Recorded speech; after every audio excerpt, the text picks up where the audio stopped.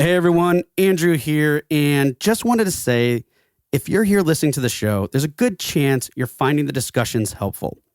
But regardless of how helpful the discussions may be on the show or any other content you think is helpful, sometimes it can make all the difference if you have a guide that helps you with what you're doing and how you're taking action. Whether you're uncertain of how to approach your specific challenges, building processes to create more awareness, or just wanting to optimize your current efforts, having a guide that understands your needs can help you find solutions to problems that keep you up at night. Look, I love helpful content and do my best to apply it in ways to help me grow the podcast and my business. But I also know for a fact that navigating some challenges alone or even with a team can be a daunting task filled with uncertainty. It's also the reason why I have my own guides to help me on my journey. So if you feel that you're struggling with anything in yours or feeling uncertain about how to tackle your challenges, let's chat. I'm always happy to learn more about you, especially my listeners. So if you're up for a chat, please visit rengenmarketing.com and click on Let's Chat in the navigation menu. At the very least, my goal is to get to know you a little so I can help guide you in the right direction. So thanks again for being such great listeners, and let's get right to the show. Hey everybody, and welcome back to another episode of Indie Game Movement, the podcast that talks about the marketing and business of indie games. I'm Andrew Pappas. I'm going to be your host today, and we're going to be talking about navigating development in a changing market. Now, learning how to adapt to the ever-changing game industry is a challenge that all studios and developers face. From understanding evolving market conditions to determining how to align projects with those demands, it can be a tough climate to navigate. So today, we're going to explore strategies that help set and maintain your project's course while learning how to adapt to market and other conditions so your project and studio can sustain its course. So that's what we're going to be talking about right here today on Indie Game Movement.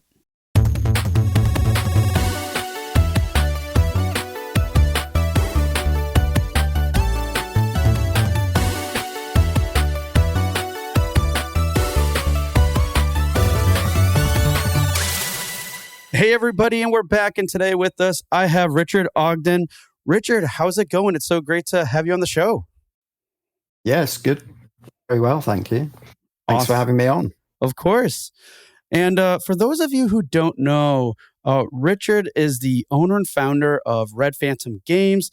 Currently, they are working on a new unannounced title, but they have produced some other titles too, called Gear Shifters and Minutes. And in between the development of those games and projects, you also provide, consulting, development, and porting services to a variety of games, some of which include, and most notably, worked on with Roll7 on Rollerdrome, Laser League, and Ollie Ollie 2.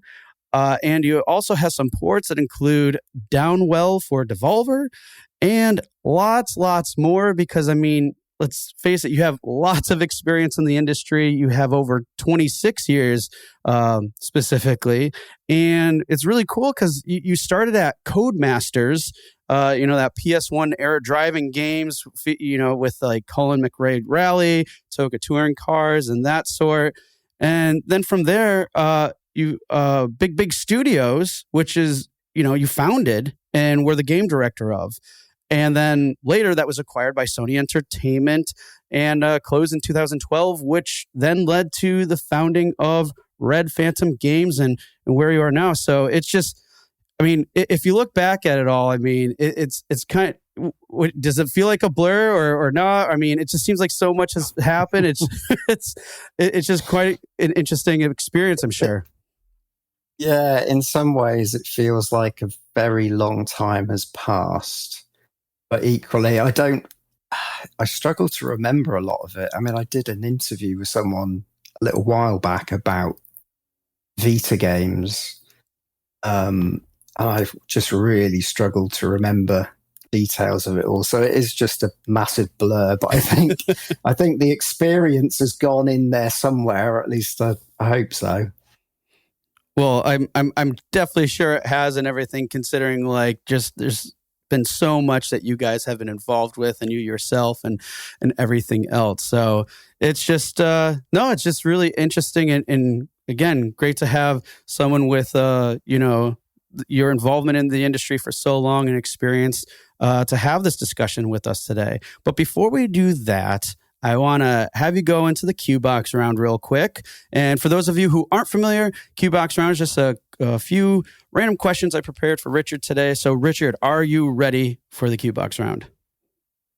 I think I'm ready. Yeah, go for it. All right. What's the most helpful or impactful advice you ever received? So, yeah, I don't know if I've actually received this as such directly from a person. It's just something that I've kind of absorbed over time. And I think it's something that's given quite commonly these days, which is just ship it. Ship your game. And what I mean by that is that you need to look at, when you're getting towards the end, you need to look at what it is that you think you've got left to do and just whittle it down to what you really need to do. Be brutally honest with yourself and just get it done, get it out there. I mean, it's really easy to agonize over the details. It's really easy to perfectionize, if that's a word. When I finished Gear Shifters, I had a list of like 100 things, right? And when I shipped it, I didn't do those things. I shipped the game. Yeah. And literally nobody mentioned those things. They're all just in my head, all problems with the game that I thought of and no one cared about. I mean, maybe one or two of them, and I've done some patches and sorted it out a little bit. But yeah, it's just it's that difference in perception between you as the developer and the player as the person consuming the game can be different. So just ship it and chill. I love that. That's a good one to share. All right. Next one. What's the most common mistake you see devs or studios make with their games? So, yeah, definitely these days, I think it's not doing a basic commercial analysis when you're deciding what the game is that you're going to make. I mean, obviously that doesn't apply to people who are hobbyists or if you have other reasons for making the particular game you're working on. But if you want, if you're engaging in a financial endeavor, do that that commercial analysis on the game. And last but not least, and the staple here on the show is, what games are you playing now? So I am trying to find the last one or two collectibles in Jedi Survivor, which is interesting. So they've made some interesting design decisions on some of those, I would say. Hopefully that's imminent. And then I'm going to move on to Sea of Stars, which I played a little bit of, but I'm looking forward to playing a bit more of that. And I tend to sort of play a big game on the PS5, and then I'll have a few little games going on Steam as well. But I'm just dabbling in a few strategy games there, which may or may not be related to what I'm working on. So I'm not gonna say what they are. Fair enough. But no, those are some good ones. And yeah, Sea of Stars, that's kind of like on my list, but I don't know. I have a short list and I also have short time, but that's besides the point. Good games, and I hope you get those last two collectibles that you're looking for. Yeah, I might be YouTubing them, but we'll see. I'll still do them. Excellent. Well, hey, thanks for sharing a little bit more about yourself with those questions. But now, without further ado, we're going to get right into the topic where, again, as I mentioned earlier, folks, is, navigating development in a changing market. Because, as we know, things are always changing. I know more top mind at the time, around the time of this recording, Unity made some changes. But besides that, there's also lots of other changes that are happening. So to kick things off, I'd say that flexibility is essential for any studio, especially when, market and industry conditions are always changing. So how is it that your studio is able to adapt to such changes while still remaining, focused on your projects and goals?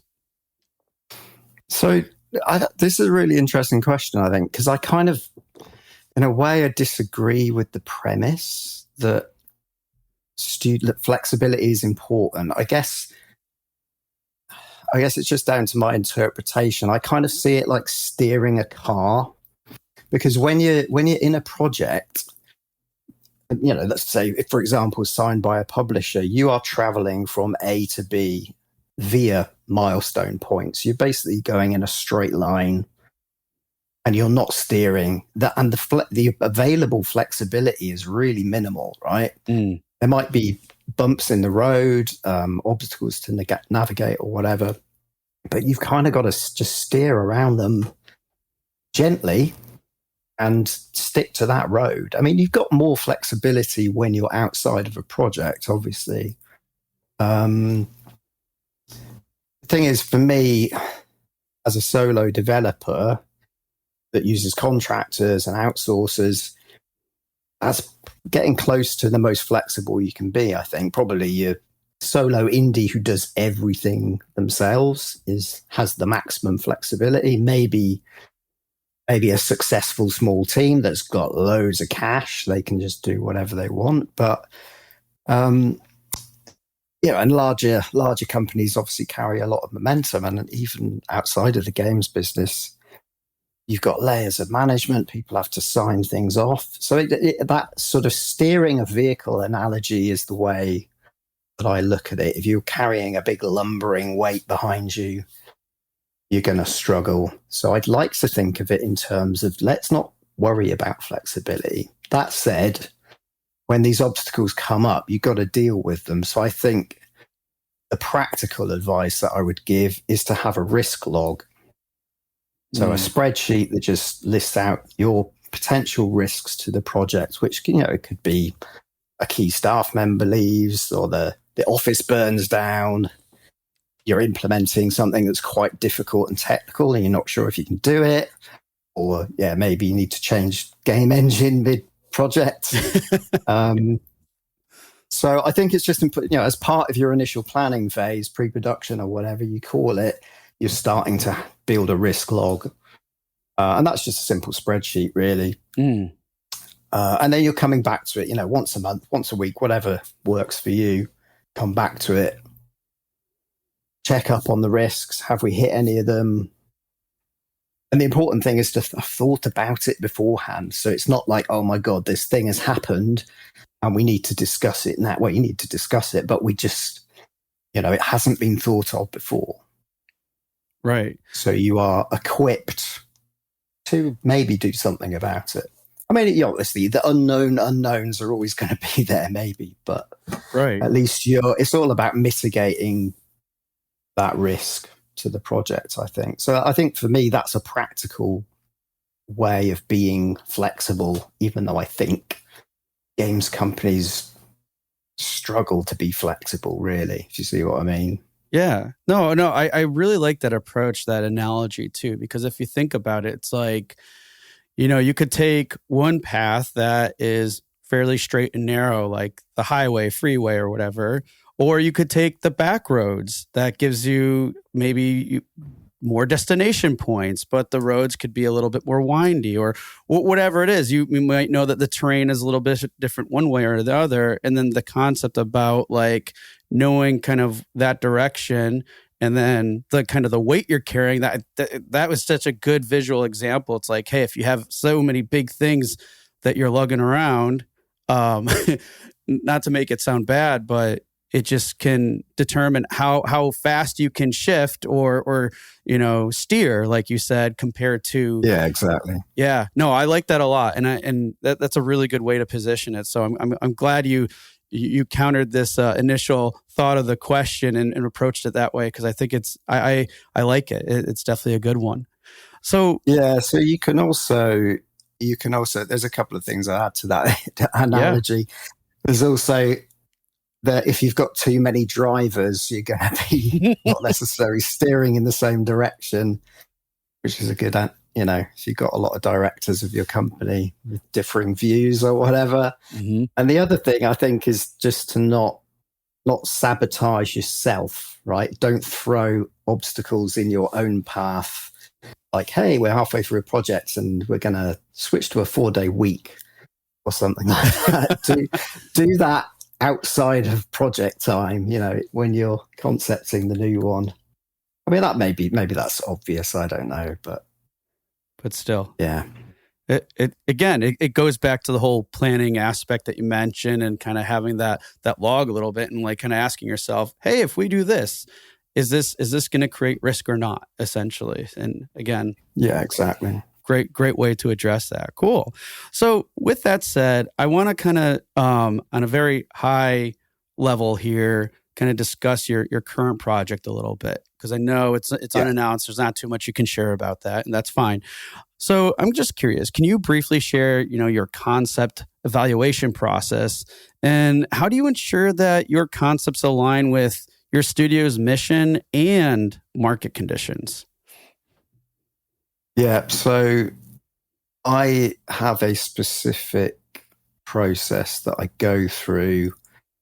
I mean, initially, I've just got a long list of ideas in a spreadsheet, like probably every game developer has. Here's your massive list of ideas. But what I like to do is apply a process that I call tea and cake.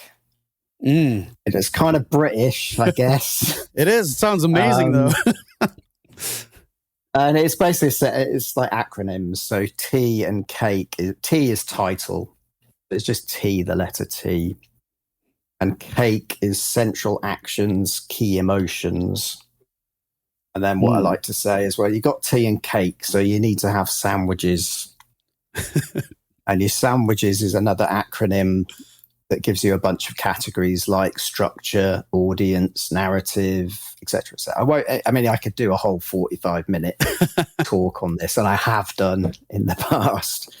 But it's basically, again, I like spreadsheets, right? So this is a spreadsheet kind of tool. You just fill out all these elements for every game that you're interested in considering. I'm not saying you should do it for everything in your list, because it does take a bit of time. So your title is, come up with a title that's evocative of the game and communicates what it is in a decent way. And it's a title that you could go to market with. You may not, but you could. Central actions is like, what does the player do? Key emotions is, what does the player feel? Or what is it you want the player to feel? And then the sandwiches, so again, I won't go through it, but an S is, what's the structure of the game? And this is not massively detailed stuff. It's just a couple of sentences on each element. But you fill out the spreadsheet, and you do it make sure you do it for every game that you're considering. And that means that you've got this direct comparison between your game ideas. You don't have this kind of disparate, oh, hey, here's a deck builder that's got A, B, and C, and a shmup that's got X, Y, Z. You're able to directly compare the elements of each game idea to each other. And I think that really helps you evaluate what it is that you're really interested in. But also you can then take that, after you've whittled it down a little more, and do some commercial analysis and say, what is it here that's going to fit the market? What is it that speaks to me out of the things that I've written down? So, I think it's always important that you do that commercial analysis, but you're also excited by the game idea that you're going to make.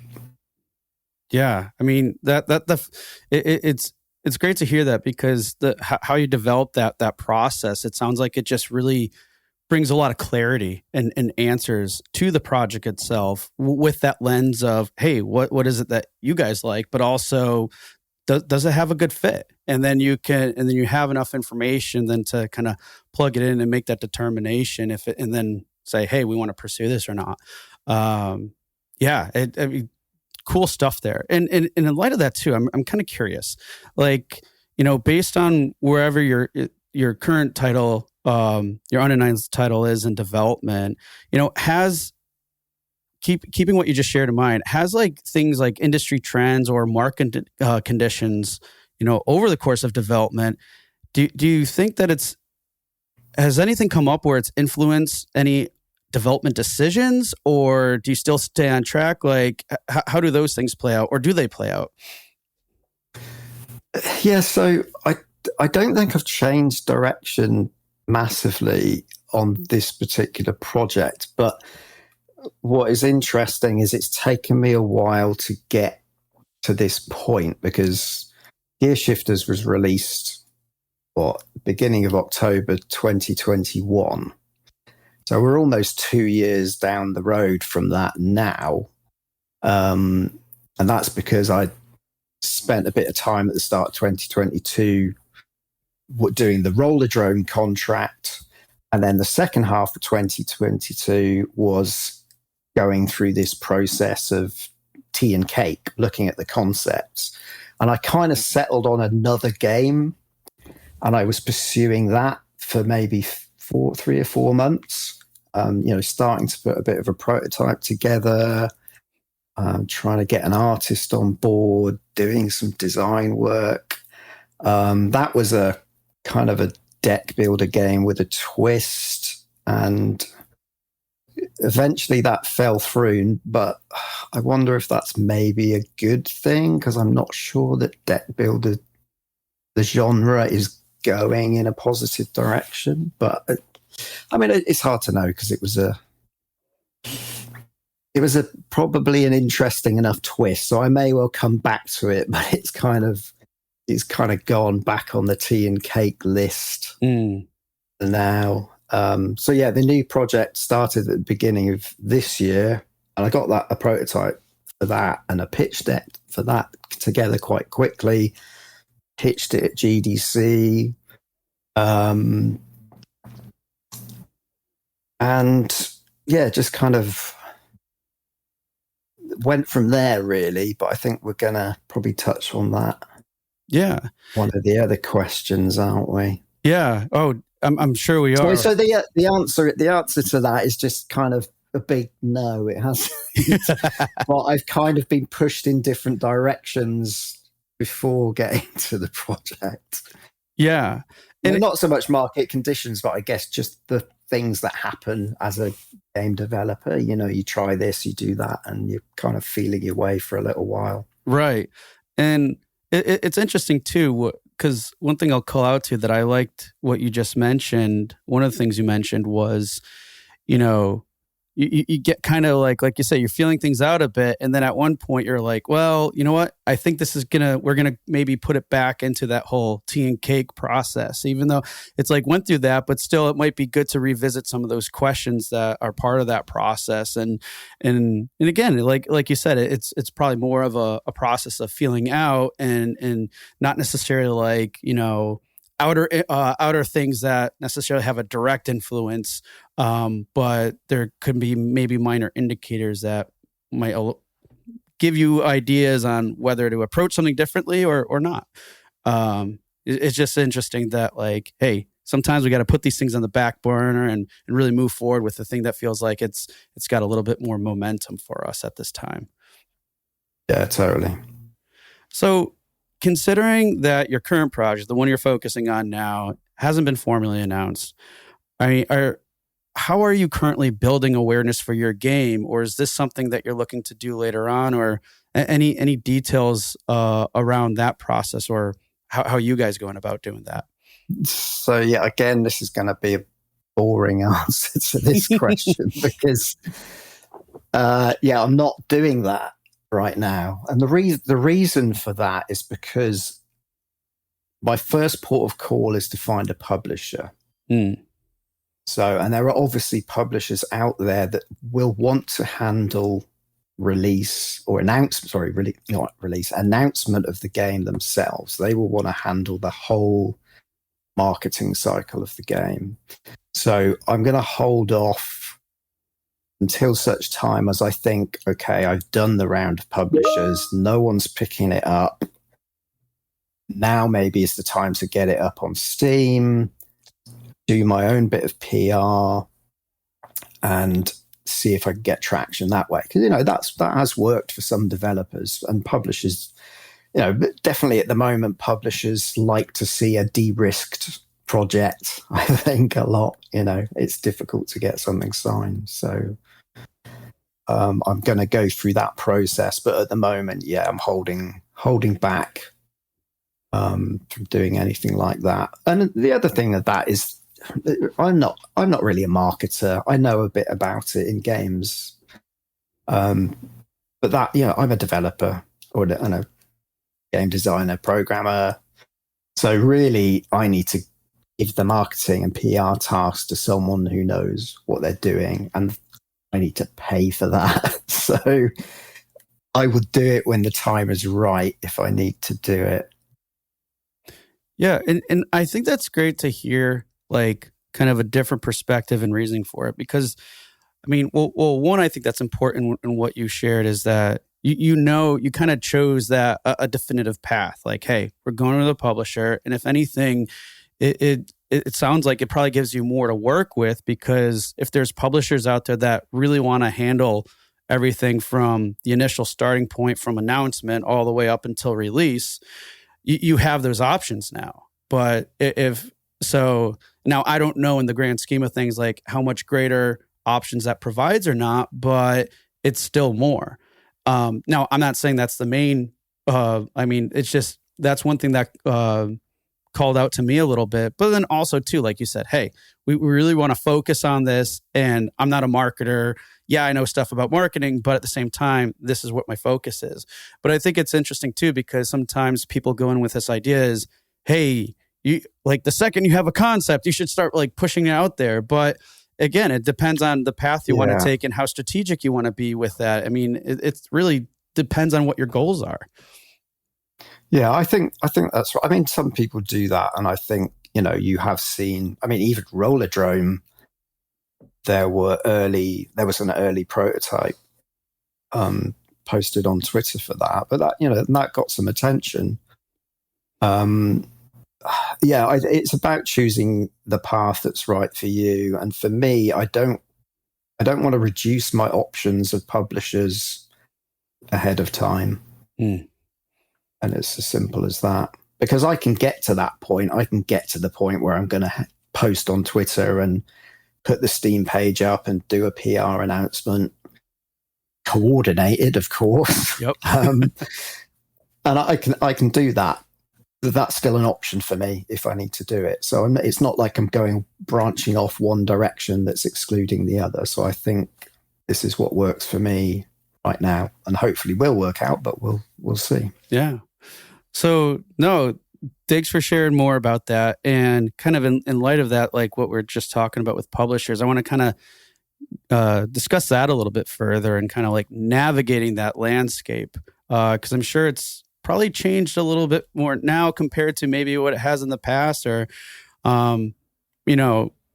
see what things are like for you now. So, for example, I know that, your previously released titles, one you self-published, another you partnered with the publisher. For your current project, you're looking for a publisher. Can you share any insight into that decision compared to the past projects that you've done? Yeah, so kind of just really driven by, I mean, it's that marketing and PR angle.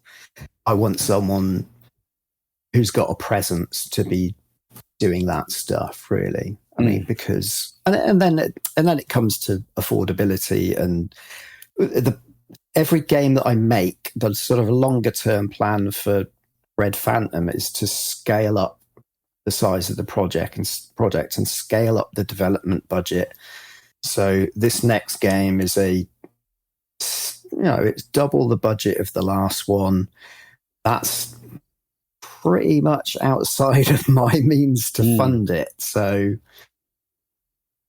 I need that funding from somewhere. And that's the primary driver, really, is to get a publisher to fund the project. And, I don't mind revenue share or, royalty splits and all that. That's the way the business works. I understand that they're funding the project. You know, we would hope to aim to break even, and that's what my commercial analysis and project budget is all based on, is the idea that we can break even. And if it does well, then it does well, and we're all happy and we all benefit from that. But at least it gives me enough money in the bank to make the project and then continue on with the next thing. So really the rationale is publisher, give me money and do the marketing and PR for me. Yeah. They'll do the other bits, you know, they'll handle the localization, the QA, and the, you know, maybe some play testing and whatnot. And that, but you know, those are things that I'm like, well, I know that stuff. That's fine, and it's fine to offload that. But the main things are those primary elements of funding and marketing.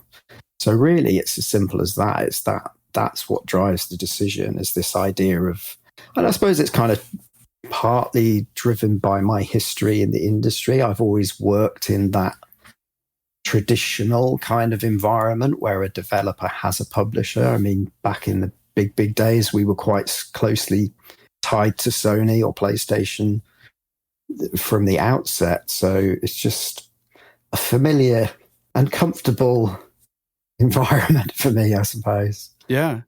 Well, I think another cool thing that I want to call out to too is it kind of showcases a little bit more about, you know, your company's goals is, you know, each project you kind of just, you want to scale that more. And with this current one, you're saying that you're basically, you know, doubling things. So from a scaling perspective, it's like, and then going back to what you were talking about earlier on, like that risk assessment, right? Hey, if we doubled this, like what the output and everything else, and let's say we want to self-publish too, from a risk level, that seems like it. I mean, at face value, what I'm interpreting, that sounds like it'd be super high. And not only that, if you're doubling like scope, whatever, you're also looking at time as being a big factor too. That plays into kind of that risk assessment, because then you could have like opportunity, loss costs, and things like that. Like there's a whole lot that probably goes into that process too. And like you said, there's that comfort aspect and knowing like, hey, I can give this to you. You do the marketing, I do the development. It definitely simplifies things. And it sounds like, especially with this project and with you guys, that's what's really working for you right now to meet your goals and to kind of go on to the next thing. Yeah, I mean, and this is the thing. If ultimately the game needs to be self-published, that means scaling it back quite a lot.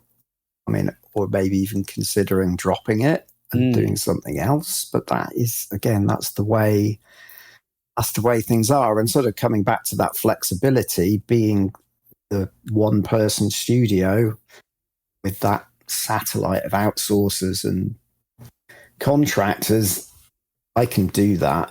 Yeah. I mean, I might need to do a bit of contracting work myself to keep me going, but again, that flexibility that we talked about is there. Yeah. Even though I kind of disagreed with that at the time. I have no problem with that.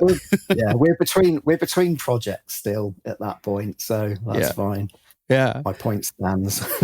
Well, on that note, you were mentioned like, hey, if we have to, self-publish, then, so be it. We'll make changes and such. I'm just curious your thoughts on this, like, because right now, from what I understand, studios looking for project funding and support in the current climate may have difficulty standing out more, while navigating the whole, publisher pitching process. I was just curious, could you share any insights into kind of some of the challenges and successes that you've encountered during this process as you're, pitching to publishers? Yeah, so it's really challenging at the moment, and speaking to people, and I think this is pretty well known now. I mean, we know what the economy is like in most countries at the moment. Money is expensive, as they say. It's just really difficult to get a project funded. And I think during my pitch, so when I went to GDC this year, I was pitching the project. It was a little early. I knew it was a little early, but I had that early prototype. I had the pitch deck with some nice artwork, and I thought, there's a chance. That didn't pan out. But I did. I mean, your first step is to actually get meetings with publishers, right? So you've got to have a compelling enough short bit of text on your meet to match description for someone to go, okay, I'll meet with this person. I certainly think that, publishers have the submission portals on their websites. Hey, submit your game for evaluation and come publish with us, kind of thing. Yep. I just wouldn't do that in isolation. I think you've got to go and try and do these personal meetings. It puts you in a position to be able to follow up. It means that they get to know you face to face. Just putting that personal touch on things makes a difference. And I think, there's a massive contrast because back in the day, I say back in the day, I mean in the days when we were exclusively pitching to PlayStation, you would go to Sony headquarters, you'd be getting the lift, you'd go up to the boardroom, and you'd be ready with your pitch. And you're kind of part of the same company, but it felt a very adversarial kind of vibe to it. You're standing up there in front of all these execs, or even earlier when we were big, but people like Phil Harrison, and it's super intimidating. You're like, hey, please fund my game. But we're talking like big, we're talking AAA back then. I mean, it's not AAA is nowhere. It is much bigger now, obviously, but even the sums of money we're talking about eclipse what we're talking about for indie budgets. And, that's why it was so serious, because it was a serious matter. It was serious money. But you go to the pitches at GDC and whatnot today, and you're meeting someone in, their own location or one of the GDC provided areas, and it's way more chilled. It's much nicer. You just get, even if it doesn't go well, at least you're just talking to what seems to be a normal human being who is into indie games, So there is that I think is a massive positive that you get from the way pitching works these days. But yeah, I guess coming back to the key thing is, I think now this year and maybe going into next year, you've just got to have something that's super compelling. Like this, you mentioned standing out. You just got to think, am I standing out versus everyone else? Am I just going in with a simple Metroidvania? What's different about it? For my game, my game's a strategy game.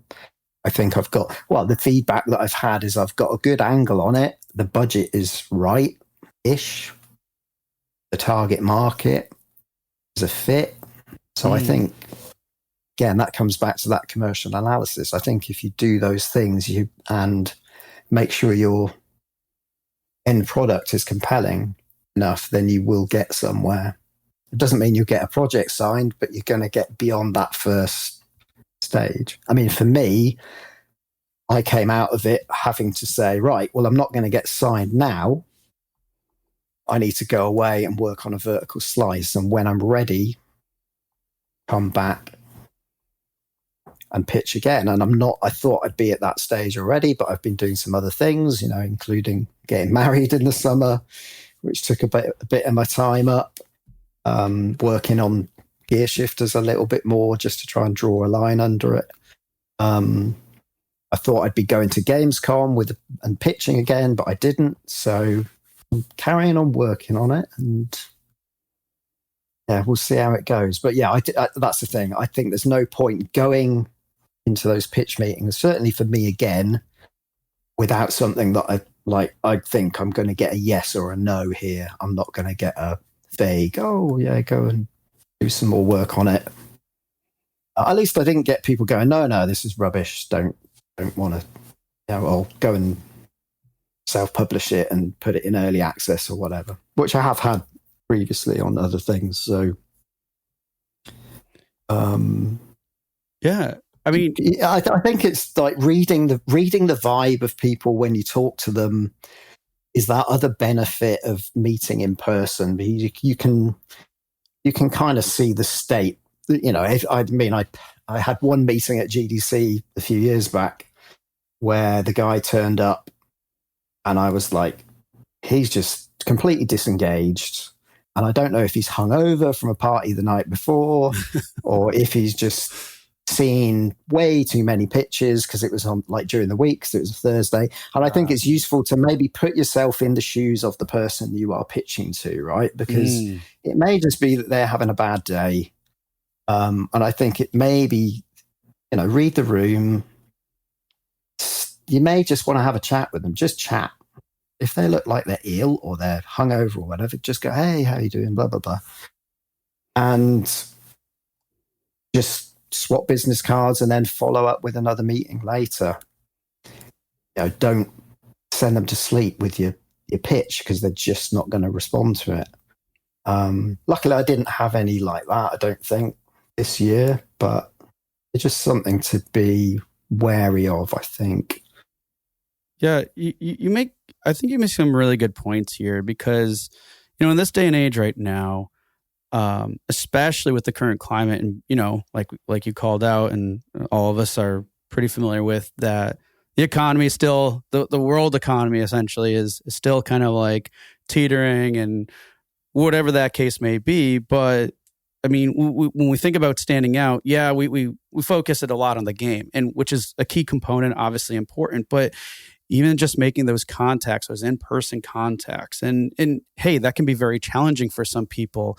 And when we're in a place and in a time where we're so used to having calls, like virtual calls and all these other things, sometimes those in-person meetups make all the difference in standing out. And you shared a lot more because, like, reading the room, you called out to reading the room and getting the gist of things. And does that person really, even if they're fresh early in the week, if they still don't get it, then you're not kind of like spinning your tires down the road and wasting your time and their time just trying to get vague responses. So it's just interesting to hear this, because I think sometimes a lot of us don't necessarily think about that. Sometimes in person can make all the difference in standing out, getting you that contact and building up that network, opposed to just like, yep, I'll drop it in the inbox and hope to get a reply. Because even then, sometimes the feedback you get might not be as informative as, like, you called out to things like, hey, this validated what we're doing, great. And obviously this process might make it more challenging for some, but it still, I think, puts you in a better direction. At least it sounds like it has been for you. Yeah. And I think, yeah, there is that thing of, I mean, I think it's fine to drop things in the inbox, but if you've met them personally before or then go meet them later, that's not going to be a negative. And the other thing I'd say is that, you know, a no is good, right? Yes. A no puts you in your place and you know what that is. A yes is never really going to be a yes until you've signed the publishing deal. And that's quite depressing, but I think that's a sensible way to look at it. Yeah. And I would maybe add to that, not being afraid to just outright ask, because there's nothing worse than getting a vague response and be like, just say it outright. Why is it? And it's good because the whys could be, the reasons for the no could be very different, but I would rather have a no than a vague response, or maybe like, sometimes the budget's not there. Sometimes this isn't something we would want to put in our portfolio. I mean, the reasons could be very different, but what happens sometimes, you might, as a developer, you might internalize it as something else. And then next thing you know, you're going way off course. But then also, I think to some degree, you've got to have the courage of your convictions. And yes, just because one publisher says, oh, it's not right for us because of X, it doesn't mean you should necessarily go and change that. Right. I mean, if you meet 10 publishers and they all say the same thing, then yeah, go away. and fix it or do something else. But yeah, I think there's a certain amount of, I mean, it's a bit like the commercial analysis thing in a way. There's lots of people who in the industry who like, within the indie space who like to talk about do it this way, do that, to get wish lists or whatever, and all that stuff is good and positive, and I think you should do commercial analysis. But at the end of the day, if you've got courage of your convictions, go your own path. Yeah. Right? I mean, you might fail, but, there's a learning exercise there as well. And who knows, you might be one of those outliers who gets the mega success. So if you are that kind of person, you've got that courage, nothing I say should put you off that. Yeah, absolutely. I love that line you just said. Own your own path.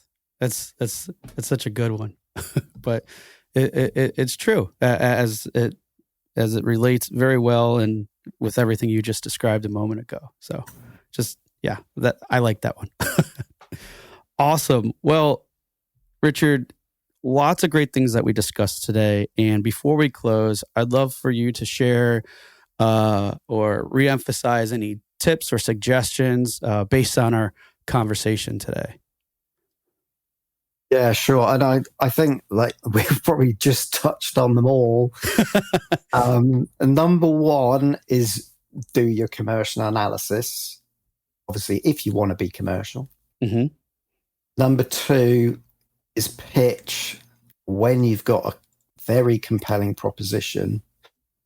I mean, we didn't talk about it, but I think the days of doing a paper pitch or a paper and a video pitch are gone.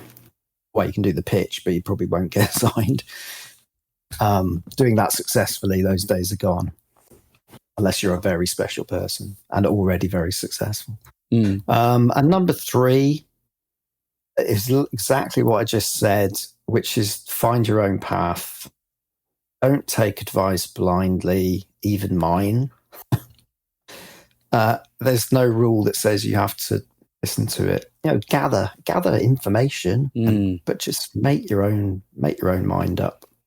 Because the worst thing is to stifle creativity, and I think being way too commercial you've got a business to run, but that can stifle creativity, and we will lose some amazing concepts that may not see the light of day because of commercial conditions.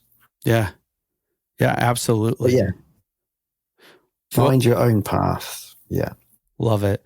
Well, Richard, I can't thank you enough for those tips, but also just all the insight and everything else that you shared in this discussion really means a lot to us. That said, where can people connect with you, find out more about your studio, your games? What are some links that you can give us so people can find out more about you or what you do?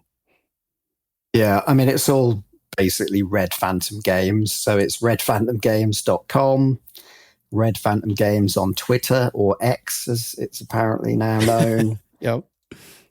You can find me on LinkedIn, Richard Ogden. My email is richard_Ogden@redphantomgames.com. And yeah, I mean, you search Red Phantom Games, you'll probably find me. All right, excellent. So, folks, if you're looking for some really fun, interesting games, whether they're directly from Red Phantom or some of the ports they worked on or anything that they worked on, find them out at Red Phantom Games. And LinkedIn and Twitter is great too. And all that information will be in the show notes. So, again, Richard, thank you so much for making the time and having this conversation with us. It was great to have you on the show. Thank you for having me. It's been fun. Hey, everyone. Thank you for listening to another episode of Indie Game Movement. I'm Andrew Pappas, your host, and the show's producer is Mustafa Price. Show notes for this episode can be found by visiting rengenmarketing.com, the number episode of the show. Rengen Marketing is a consulting marketing company that helps indie devs with their marketing efforts. Whether you need guidance with your game's marketing strategy or could use a free marketing plan template, then please visit www.rengenmarketing.com and take action. A special thanks to Dakota Saw for Season 2's opening theme and Melissa Gellis for the new logo design. And as always, thanks for being such great listeners, and we'll see you next time on Indie Game Movement.